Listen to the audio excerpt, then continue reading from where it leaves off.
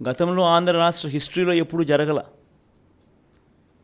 ఈ మాదిరిగా ఈ స్కీములు రావడం కానీ, ఈ మాదిరిగా ఈ బటన్లు నొక్కడం కానీ, ఈ మాదిరిగా ముందుగానే క్యాలెండర్లో ఏ నెలలో ఏ స్కీమ్ ఇస్తాము అని ముందే చెప్పి ఆ నెలలో ఆ స్కీములు కరెక్ట్గా పోయేట్టుగా చేయడం కానీ, ఇవన్నీ ఎప్పుడు గతంలో ఆంధ్ర రాష్ట్ర చరిత్రలో ఎప్పుడు జరగల.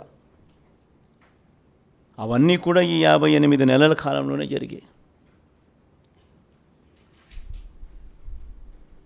2014లో నాకు బాగా గుర్తుంది.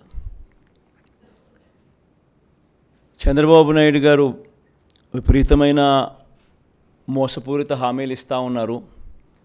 ఆయన ఇస్తూ ఉన్నాడు, మనం కూడా ఇవ్వకపోతే ఎలా, మన సంగతులు మనం చూసుకుందాం, ఫస్ట్ అయితే హామీలు ఇచ్చేద్దాం అని కూడా నా శ్రేయోభిలాషులే, నా మంచి కోసమే కూడా సలహాలు కూడా ఇచ్చారు. కానీ ఆ రోజు నేను చేయలే. ఆ రోజు కూడా నేను చేయగలిగినటివి మాత్రమే చెప్పా. చంద్రబాబు నాయుడుతో నేను పోటీ పడలేకపోయా. ఈరోజు నేను గర్వపడతా ఉన్నా.